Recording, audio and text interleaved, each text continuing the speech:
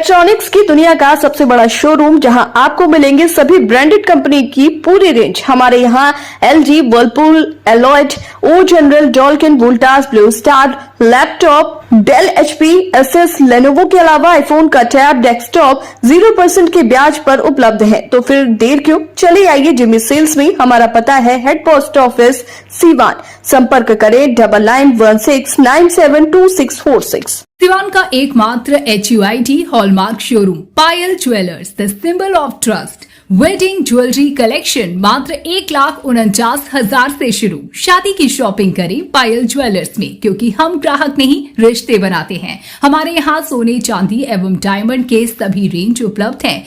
Diamond jewellery पर 30% की छूट। HUID हॉलमार्क ज्वेलरी 18 कैरेट और 22 कैरेट पर मात्र 9% मेकिंग चार्जेस। हमारा पता है बड़ी मस्जिद के समीप, Siwan. BA, BCom, BSc, MA, MCom करें विश्व की सबसे बड़ी यूनिवर्सिटी इग्नू से। सॉल्व असाइनमेंट्स और गाइड बुक्स प्राप्त करें। संपर्क करें Mahakal computers, DAV PG college के पास, पंच मंदिरा मोड़ से दाहिने, सिवान। सिवान में 7 जनवरी को प्रगति यात्रा को लेकर बिहार के मुखिया नीतीश कुमार का आगमन होने जा रहा है, जिसे लेकर राजद नेता गब्बर यादव का विवादित बयान सोशल मीडिया पर चल रहा है, जिसमें गब्बर यादव ने मुख्यमंत्री नीतीश कुमार और उप मुख्यमंत्री सम्राट चौधरी पर निशाना साधा है, जिसको लेकर भाजपा जिला उपाध्यक्ष मुकेश सिंह कुशवाहा अपने आवास पर एक प्रेस वार्ता का आयोजन किया, जहां उन्होंने बताया कि राजद के प्रवक्ता गब्बर यादव के द्वारा मुख्यमंत्री नीतीश कुमार और उप मुख्यमंत्री सम्राट चौधरी को अपशब्द भाषा का प्रयोग करते हुए विवादित बयान दिया है। उन्होंने कहा कि गब्बर यादव बराबर अनाप शनाप बोलते रहते हैं और अमर्यादित भाषा के साथ टिप्पणी करना किसी न किसी नेता के खिलाफ उनकी छोटी मानसिकता को दर्शाता है।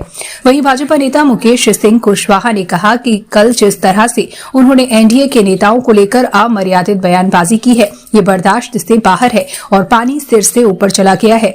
उन्होंने कहा कि मुख्यमंत्री नीतीश कुमार के द्वारा जो प्रगति यात्रा निकाली गई है, उसके माध्यम से विकास की नई गाथा लिखी जा रही है। 2005 से पूर्व बिहार के क्या हालात थे और अब क्या है, बिहार की जनता को बताने की जरूरत नहीं है। उन्होंने कहा कि राजद नेता पहले अपनी गिरेबान में झांके, वो जिस दल में है उनके नेता क्या है, उनके नेता का क्या इतिहास है। तो आइए आपको सुनाते हैं राजद नेता गब्बर यादव की बयानबाजी के बाद क्या प्रेस वार्ता कर कहा भाजपा के नेताओं ने। आज एक राजद के प्रवक्ता के द्वारा बयान आया हुआ है माननीय मुख्यमंत्री जी और उप मुख्यमंत्री के को अपशब्द बोलने के विरोध में। तो वैसे जो राजद के प्रवक्ता हैं वो बराबर कुछ न कुछ अनाप शनाप बकते रहते हैं। अमर्यादित टिप्पणी करना उनके जेहन में समाया हुआ है। बराबर कुछ न कुछ बोलते रहते हैं नेताओं के खिलाफ। लेकिन जो कल का बयान उनका आया है वो सर से पानी ऊपर चला गया है। हमारे माननीय मुख्यमंत्री जो एनडीए सरकार में मुख्यमंत्री हैं, उनके द्वारा जो प्रगति यात्रा निकाली जा रही है, हम लोगों के माननीय नेता जब प्रगति यात्रा पर निकलते हैं तो एक विकास की गाथा लिखते हैं। जो भी विकास हुआ होता है उसकी समीक्षा भी करते हैं और आगे उसको बढ़ करके उसका अपने अफसरों से पालन भी करवाते हैं। और जहां तक बयान उन्होंने दिया है हमारे उप मुख्यमंत्री के खिलाफ, पहले तो उनको अपने गिरेबान में झांकना चाहिए कि हमारे जो जिस दल में है उनके नेता का इतिहास क्या है। उनके नेता के इतिहास के बारे में जानना चाहिए, तब दूसरे पर टिप्पणी करना चाहिए। वो एक फौजी के बेटा है। उनके पिताजी सेना में रहे, उसके बाद राजनीति में आए। उनके खिलाफ टिप्पणी करना उनका कोई औकात भी नहीं है। एक बूथ अध्यक्ष बनने लायक तक वो नहीं है शख्स। आज तक जितना भी चुनाव लड़ा है सब में धाराशायी हुआ है और वो व्यक्ति अनाप शनाप बक रहा है। कहीं न कहीं ऊपर उसका प्रोत्साहन मिल रहा है और हम इसको लेकर उसकी बहुत घोर निंदा करते हैं कि ऐसे बयान देने से पहले बचना चाहिए। पहले अपने नेता के बारे में सोचो कि हमारे नेता क्या है। इस तरह का बयान दिया गया है जिसको लेकर के आज आप राजद नेता को देखिए, राजद नेता जो है वो अपशब्द का प्रयोग किया है। नेताओं के बारे में ठीक है बयान, लेकिन अपशब्द का प्रयोग नहीं करना चाहिए। आप राजनीतिक बात करें वो क्या है क्या नहीं उस पर बात करें ना। विकास की गाथा 2005 के पहले की स्थिति क्या थी सिवान में नहीं, पूरे बिहार की स्थिति क्या थी। बिहार की स्थिति इस आज से 2005 से लेकर और 25 तक की स्थिति के बारे में आप खुद जानकारी कीजिएगा। हमारी जो शिक्षा और स्वास्थ्य और सड़क और बिजली के मामले में बिहार सबसे आगे इस समय है। कहीं भी आप जाइएगा तो आपको ग्रामीण सड़कों को नेटवर्किंग से जिला के सड़कों से जोड़ा गया है। तो विकास के बारे में वो बताएंगे। हमारे मुखिया जब निकल रहे हैं, विकास खुद उनके पीछे पीछे चलता है। अब विकास कहने की बात नहीं है, विकास आम पब्लिक में दिखाई दे रहा है कि विकास क्या होता है। वो हमारे जब अटल जी एक बार गांधी मैदान से नारा दिए थे, उस समय माननीय नीतीश कुमार, हम भी उद्यान को देखें, एक शब्द उसमें कहा गया है लौंडा नाच क्या। देखिए इससे क्या मतलब निकलता है?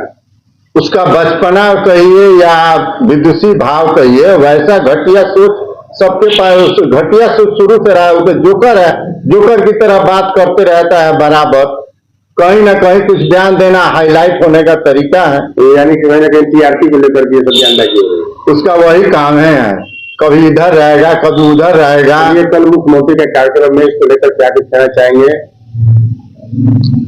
कल हम लोगों के माननीय मुख्यमंत्री जी और एनडीए के सारे नेता लोग आ रहे हैं और जो विकास की एक सीमा में विकास की गाथा लिखेंगे। जो भी योजनाएं पूर्ण होगी, जो अपूर्ण है, जो कुछ छूटी हुई है, उसको भी वो दिशा निर्देश देने का काम करेंगे।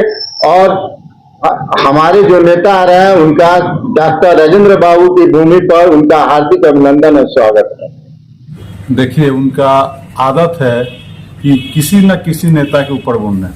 उनको तो चुनाव पाने ही ठीक कर दिए हैं, और वो क्या बोलेंगे। वो 4 बार जिला परिषद से चुनाव हार गए हैं। उनको एक आंगनबाड़ी सेविका मीना कुशवाहा चुनाव हरा दी, तो किसके लायक है? वो एक वार्ड में नहीं जीत सकते हैं और वो भाषा का गलत प्रयोग करते हैं हरदम। उनको नहीं करना चाहिए। अपना जो बात है वो बात रखना चाहिए। क्या लग रहा है कि राजनीतिक दलों द्वारा दूसरे पार्टियों पर इस तरह का निशाना जो साधा जा रहा है, कितना गलत है ये? देखिए, वो छुप के बीजेपी के पास भी जाते हैं काम करवाने के लिए, छुप के कांग्रेस के पास भी जाते हैं, कभी हमारे जिला के उपाध्यक्ष के पास जाते हैं काम करवाने के, कभी माननीय दरौंदा विधायक के पास जाते हैं। इसी तरह उल्टा सीधा बोलते रहते हैं। उनका लगता है कि हमको पार्टी टिकट दे देगी। जब वो वार्ड का चुनाव नहीं जीत सकते हैं तो बड़ौरिया विधानसभा जिला परिषद कहां से जीतेंगे? एक उनको रसोईया जब हरा सकती है माने जिला परिषद चुनाव में, तो उनको दूसरा कोई छोड़ दीजिए। क्या लग रहा है कि विधानसभा चुनाव को लेकर के ये सारा बयानबाजी हो रही है? बयानबाजी दे रहे हैं कि आरजेडी टिकट दे दे। आरजेडी कभी उनको टिकट देगा? जो जिस व्यक्ति को एक रसोईया हरा सकती है जिला परिषद में, तो उसको कौन नहीं हरा? एक तो वार्ड सदस्य का चुनाव लड़ के अपने गांव में देख ले। हम भी उनके क्षेत्र से जाकर मुखिया हैं, हमारी पत्नी मुखिया है, वो 4 बार जिला परिषद लड़े और हमारा भी विरोध किए थे। कहाँ हम हार गए? उनका कहीं अस्तित्व उनके गांव में चाहे समाज में नहीं है। क्या लगता है एनडीए की तरफ से कार्रवाई होगी? कार्रवाई होगी।